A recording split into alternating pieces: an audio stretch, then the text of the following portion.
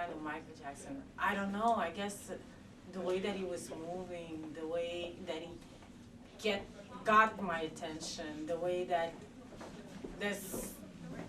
there was something special about him. This showmanship. There's something about the Jacksons when you look at them. They just got it. Michael Jackson is simply magic. Just like his style, his singing, his dancing, his songwriting. Vi var förband i Göteborg och dansade liksom före. Det var fränt faktiskt. Men du träffade aldrig honom va? Nej. Det var ju kört. Nej, jag träffade dansarna så, men han flög ju direkt, typ, tog ju helikopter från Paris. Landade, gjorde showen, sen åkte tillbaka. There's different moments of my life with the Michael Jackson story, but yes, I am a fan. I mean, I'm doing this career because of him. To be honest, him and his sister, since I was 5 years old in front of the TV. I guess I'm not the first one saying that story, but it's true. My future dreams are to become an icon, you know, like Michael Jackson and Diana Ross, and to mesmerize and bring joy into people's lives, you know, just like Michael's. And like I always say, you know, Michael is magic. I love you, Michael.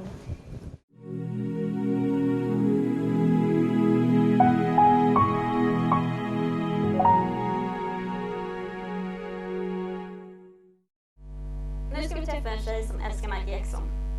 Hon har varit fan av honom sedan barnsben och hon har sedan 1997 drivit hemsidan Jackson Action på internet. Och hon har dessutom sett honom uppträda live på Ullevi. Och sen är hon ordförande för den svenska Michael Jackson-föreningen. Dessutom så har hon även åkt över till USA i 2005 endast för att stötta sin idol under hans rättegång. Välkommen till Johan, Jeanette Monrink. Karin. Hur länge har du varit ett fan av Michael Jackson? Sen 87. Och jag har gått på 13 konserter. Både i Sverige och utomlands. Vart och firat han när han fyllde 45. I Los Angeles. Vart hemma hos honom. Och var på rättegången vid 2 olika tillfällen. Okej, och om vi börjar med att prata om rättegången då kanske. Varför åkte du till USA när han stod inför rätta? Jag kände att median och människor runt omkring Michael och runt omkring mig och vi andra fans dömde Michael i förhand utan att lyssna på vad som rena fakta. Därför ville jag åka dit och visa att jag väntade. Han ska inte dömas i förhand. Men du trodde han var oskyldig? Jag önskade att han var oskyldig. Och jag trodde att han var oskyldig. Men samtidigt så vet jag av egen erfarenhet att vem som helst kan vara en förövare. Så jag ville vänta. Det fanns inte i min värld att han skulle vara en pedofil, självklart inte. Men jag ville inte propagera för att han var skyldig eller oskyldig, utan jag ville verkligen visa att han ska behandlas som alla andra. Så det var jätteviktigt för mig. Jag var helt insatt i det där.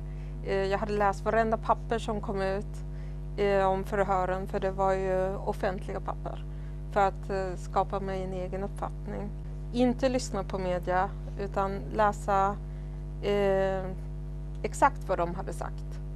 För att sen komma fram till att det är bara att pussa ut, det finns inte någonting i det här.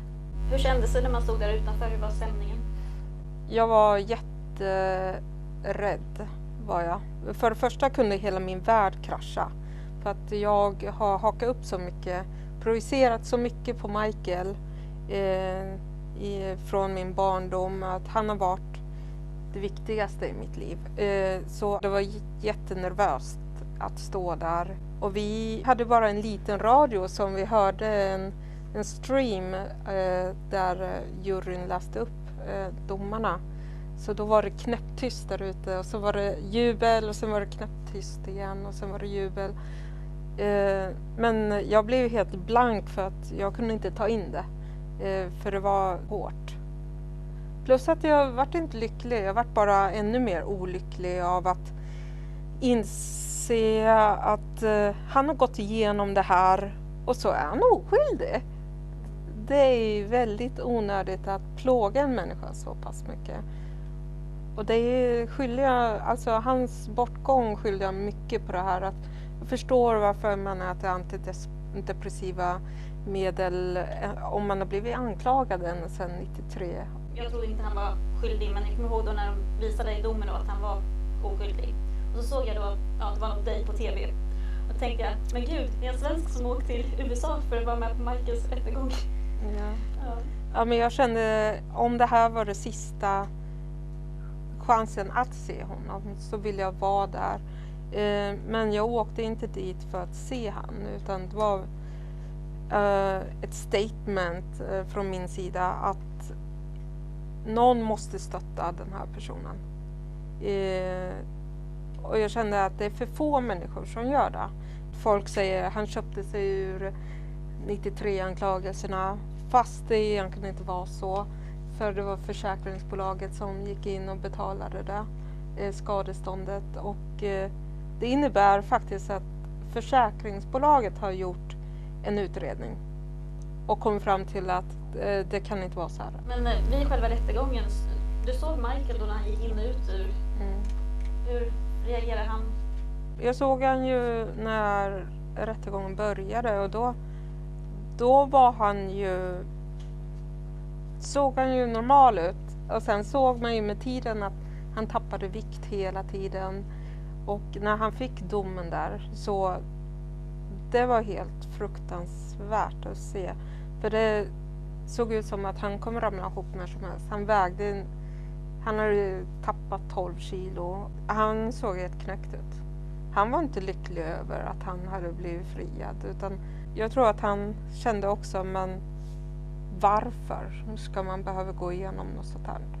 Det var fruktansvärt att se den personen man har sett flera gånger på scenen hoppa runt och snurra och sjunga och vara så livlig och karismatisk.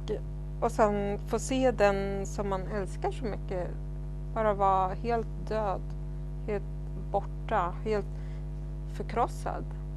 Det var hemskt. Så jag tror att rättegången och allting runt om bidrog på något sätt att han kom in i det här drogträsket igen? Det tror jag bara är en sjukdomshistoria som han har.